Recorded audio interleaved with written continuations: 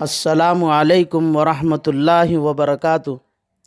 آپ کا استقبال ہے غوث شیخ ٹی وی یوٹیوب چینل میں۔ آپ حضرات کی خدمت میں ایک درخواست ہے کہ جو لوگ ابھی تک ہمارے اس چینل کو سبسکرائب نہیں کیے تو اسلامی معلومات، اصلاحی بیانات اور دینی مسائل کے جاننے کے لیے سب سے پہلے ہمارے اس چینل کو سبسکرائب کریں اور ثواب کی نیت سے دوسروں کو شیئر کرے اور ہماری ہمت افزائی کے لیے لائک اور کامنٹ ضرور کرے۔ مسائل دو علماء سے پوچھے، یہ حکم مبین ہم کو رب سے ملا ہے، چلو پوچھ کیسے جیے زندگی کو، چلو پوچھ لے کس میں رب کی رضا ہے، رب کی رضا ہے۔ قابل احترام معزز سامعین اور میری دینی و اسلامی ماں اور بہنوں، السلام علیکم ورحمۃ اللہ وبرکاتہ۔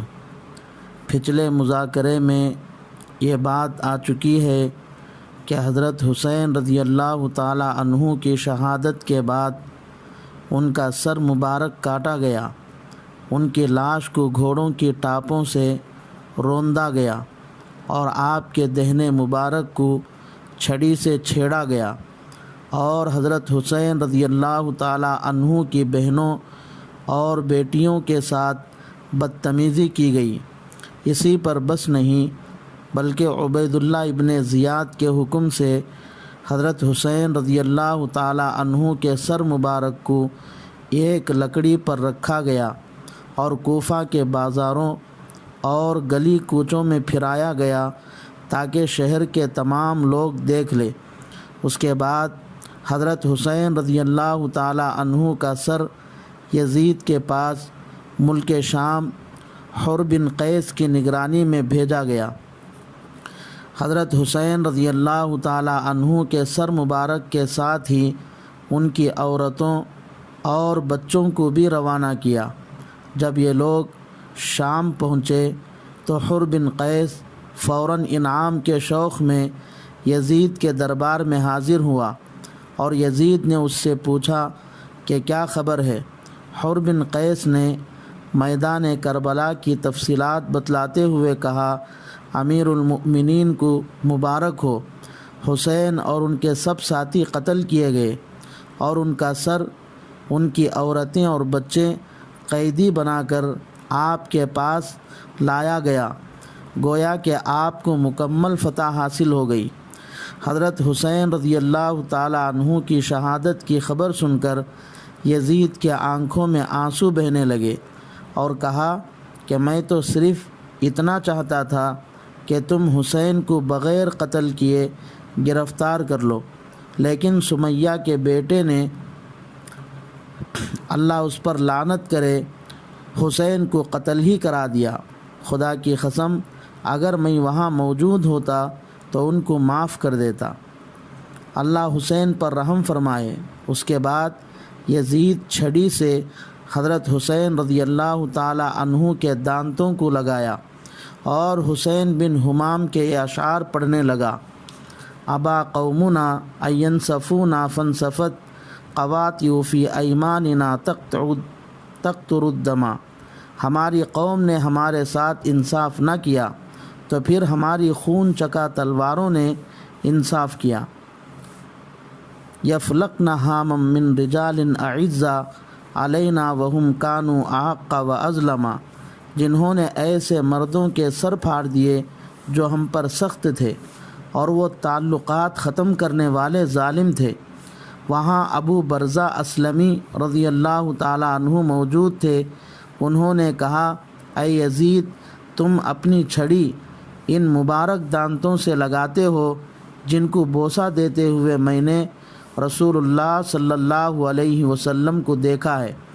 اے یزید، قیامت کے دن تم اللہ کی عدالت میں کھڑے ہوں گے، تمہاری گواہی دینے والا عبید اللہ ابن زیاد ہوگا اور حسین بن علی بھی اللہ کی عدالت میں ہوں گے، ان کا شفیع حضرت محمد مصطفیٰ صلی اللہ علیہ وسلم ہوں گے۔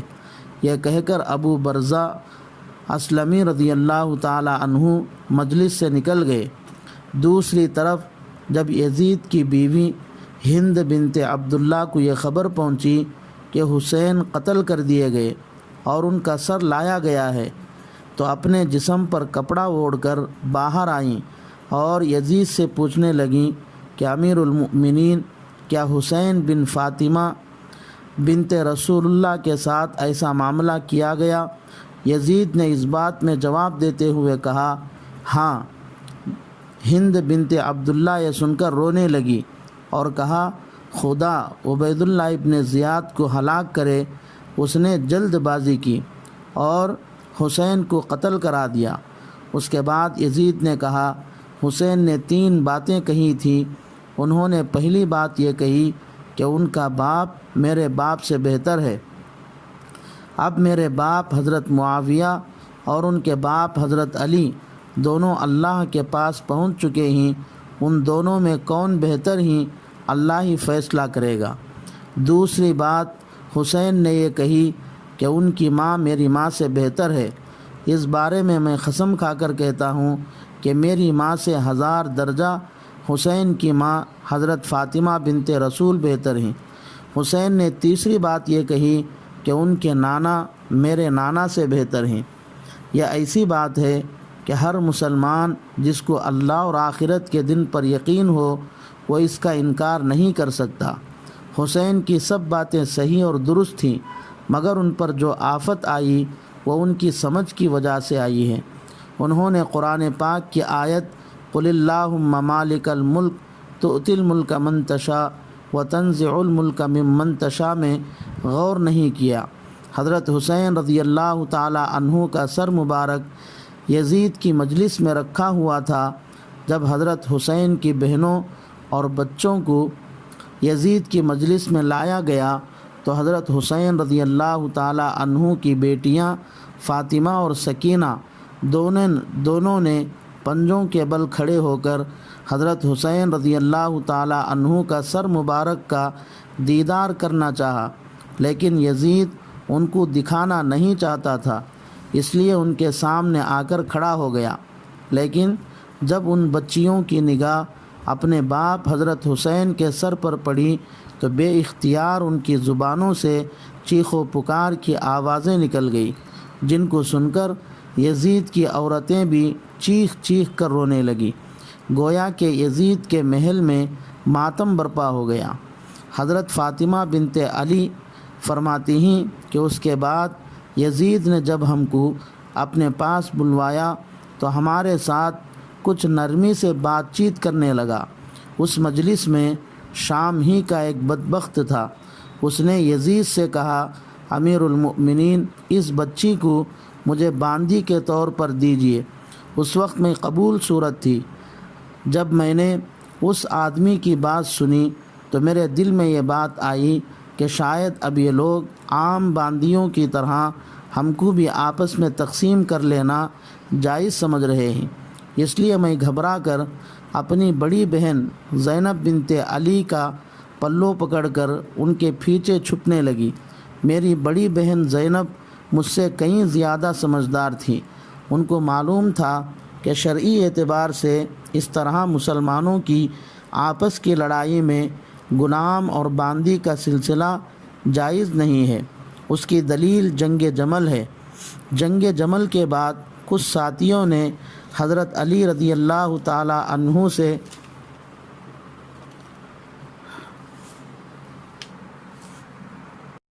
درخواست کی کہ مال غنیمت تقسیم کرے۔ اس لیے حضرت علی رضی اللہ تعالی عنہ نے فرمایا، اے لوگو سنو، تم میں سے کون ہے جو ام المؤمنین حضرت عائشہ رضی اللہ تعالی عنہا کو نعوذ باللہ اپنی باندی بنانا چاہتا ہے؟ حضرت علی کی اس بات پر سب خاموش ہو گئے۔ زینب نے اس شامی آدمی کو مخاطب کر کے کہنے لگی، تو نے اہل بیت کی عورتوں کو باندی بنانے کی بات کہہ کر اپنے آپ کو لعنت کا مستحق بنا لیا ہے۔ اہل بیت کی عورتوں کو باندی بنانے کا حق نہ تجھے ہے اور نہ ہی اس امیر المؤمنین کو۔ یزید کو زینب کا یہ جملہ سن کر غصہ آ گیا اور کہنے لگا مجھے ہر بات کا اختیار ہے، اگر میں چاہوں تو تم کو باندیاں بنا سکتا ہوں۔ زینب نے بہت ہی دلیری کے ساتھ یزید کو جواب دیتے ہوئے کہا جب تک تو ہمارے ملت اور مذہب پر باقی ہے یہ کام نہیں کر سکتا، کیونکہ مسلمان کے لیے یہ کام کرنا جائز نہیں ہے۔ البتہ تو کفر کو اپنا پسندیدہ مذہب بنا لے تو دوسری بات ہے۔ اب یزید بے قابو ہو کر کہنے لگا تو مجھے کفر سے آگاہ کرتی ہے، جبکہ دین اور ملت سے تو تیرا باپ اور بھائی بہت پہلے نکل چکے تھے۔ زینب نے کہا ارے کمبخت، میرے بھائی، باپ اور نانا جان کے دین ہی کی برکت سے تیرا باپ، دادا، بلکہ آج تو بھی مسلمان ہے، اب تو انہی لوگوں کو دین سے خارج کہتا ہے۔ یزید نے کہا اللہ کی دشمن، تو جھوٹ بولتی ہے۔ حضرت زینب بنت علی نے کہا ہاں گالیاں بک، جبراً مسلمانوں کا امیر بنا بیٹا ہے، ظلماً دوسروں کو گالیاں بک رہا ہے، اپنے عہدے کے غرور میں دوسروں کو مرعوب کرنا چاہتا ہے۔ زینب کی یہ باتیں سن کر یزید کو ان کا جواب دیتے ہوئے شرم محسوس ہوئی، اس لیے ان کو اپنے زنانے خانے میں اپنی عورتوں کے پاس بھیج دیا۔